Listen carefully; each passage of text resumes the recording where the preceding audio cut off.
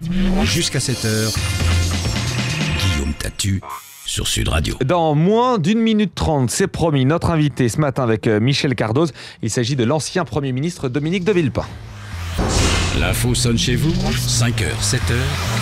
Guillaume Tatu réveille la France. Bonjour Michel Cardoz. Bonjour Guillaume. Notre invité ce matin, l'ancien Premier ministre et candidat à l'élection présidentielle, Dominique de Villepin. Bonjour Monsieur de Villepin. Bonjour. Et merci d'être avec nous ce matin. Comment expliquer que la communauté internationale et peut-être la France elle-même soit paralysée devant le régime syrien alors qu'elle ne le fut point contre celui de Kadhafi? La paralysie, heureusement, est en général la règle. Et ce qu'on voit aujourd'hui, c'est ce qu'on voit d'habitude. Une incapacité à agir. Dans le cas de la Libye, il y a eu la capacité d'initiative du Conseil de sécurité des Nations Unies. Dans le cas de l'Union européenne, on voit des États qui se regardent en chien de faïence et des diplomaties qui sont incapables d'innover et d'innover. C'est l'échec de l'Union européenne telle qu'elle a été conçue, avec des personnalités falottes à sa tête. On le voit pour la présidence de la Commission, on le voit pour ce qui concerne la diplomatie, avec Catherine Ashton, comme pour le Conseil européen, avec M. Van Rompuy. On a une incapacité à penser des situations nouvelles. La Hongrie se met entre parenthèses, elle se met au banc des nations, et l'Union européenne n'est pas capable de lui adresser un message fort. Alors on le fait de façon un peu hypocrite, en adressant un message par le biais de la monnaie, par le biais de la Banque Centrale Européenne, de façon à essayer d'encadrer un tout petit peu la dérive hongroise, mais malheureusement le mal est fait, le mal est en train de se développer pour l'ensemble du peuple hongrois, et de ce point de vue-là, je regrette que la France n'aille pas plus loin dans sa condamnation, dans sa capacité à entraîner l'Union européenne. L'Allemagne, d'une manière générale, a une tradition d'ouverture vers ces pays, donc elle est un peu elle-même gênée aux entournures. Ce serait à la France de prendre la tête beaucoup plus forte. Monsieur de Villepin, je vous pose la question à propos de la Syrie et vous me répondez sur la Hongrie. La France a des responsabilités peut-être historiques particulières avec la Syrie. Or, nous agissons de manière seulement verbale en ce moment. Oui, parce que sur la Syrie, nous ne tirons pas l'ensemble des fils que nous pourrions tirer. Il y a bien sûr une capacité française, compte tenu de son implication ancienne dans cette région. Il y a aussi la possibilité de jouer à travers un certain nombre de relais d'États bien placés. C'est le cas de la Turquie, par exemple, qui a proposé des couloirs humanitaires.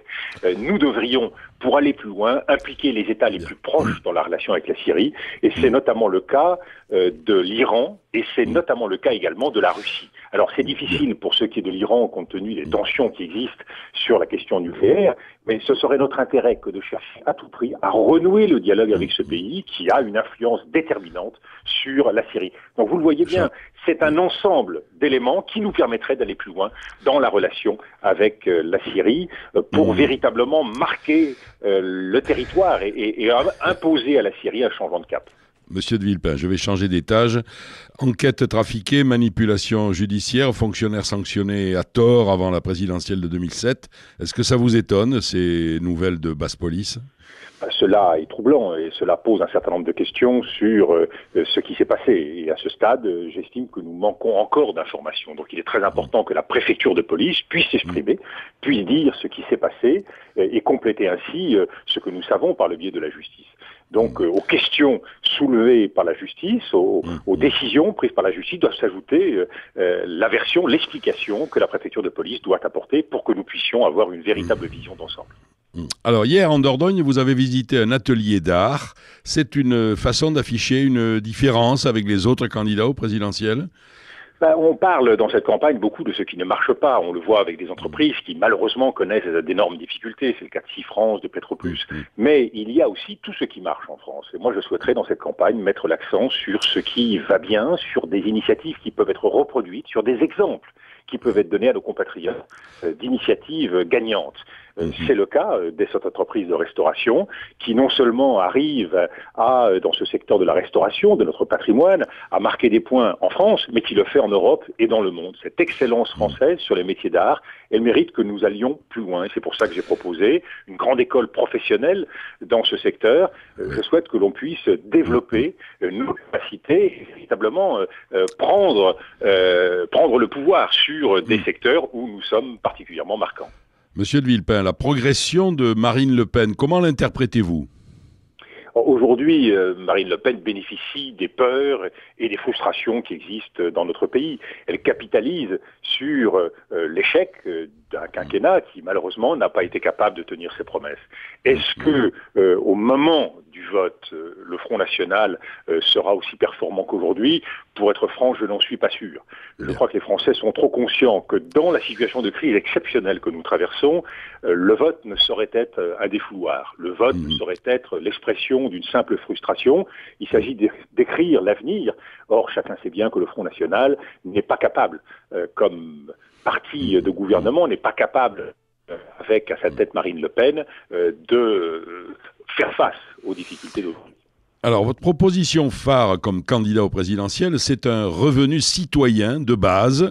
Quelle est la différence avec le RSA ou le RMI ou d'autres prestations actuelles? La proposition phare que je fais, c'est d'aller beaucoup plus loin dans la proposition faite aux Français d'une refondation politique, d'une refondation économique et d'une refondation sociale. Nous avons vu que ce qui a été entrepris au cours des dernières années ne marche pas.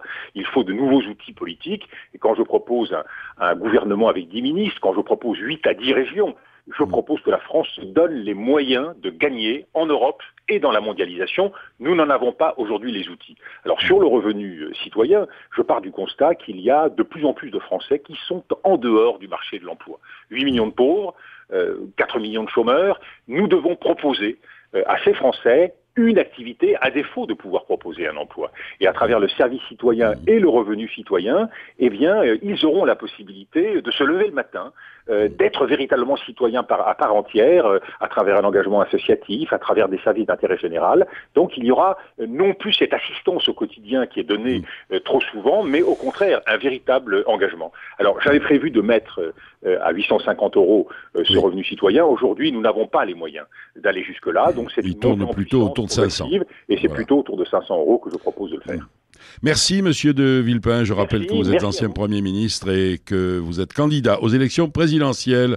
Guillaume Tatu, je vous rends l'antenne. Merci beaucoup, Dominique de Villepin, d'avoir été avec nous ce matin. Et merci à vous, Michel Cardoz. On vous retrouve évidemment et avec grand plaisir. On a hâte tout à l'heure à 16h avec Muriel Grémillet pour Liberté de parole.